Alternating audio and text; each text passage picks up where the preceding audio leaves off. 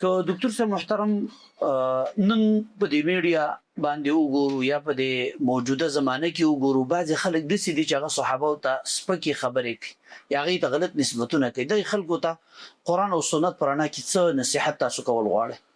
داسې خلکو ته نصیحت دا دی چې کوم خلک د صحابه کرامو ته بد رد وایي هغوی سپکاوی بیانوي نو د هغې باره کې دا دی چې د دیو یو څو اړخه لري.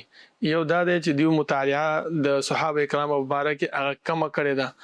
دویم هغه دا دی چې د فرقهواره تعصب په دیو کې موجود دی.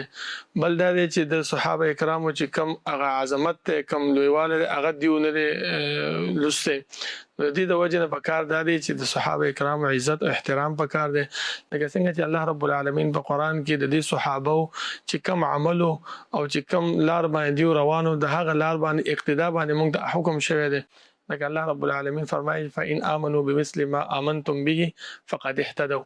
هدایت چې کوم مندکه هدایت ک لاس راوړي نو د دې صحابه او طرز عمل باندې ژوندۍ خپل کا نو چې یو انسان ته د بل انسان په طرز باندې د ژوندۍ تیرولو حکم وشي نو د هغې دپاره بد رد ویل د هغې سپکاوی بیانول د هغې حق دغه کول نو دا نه دي کول پکار.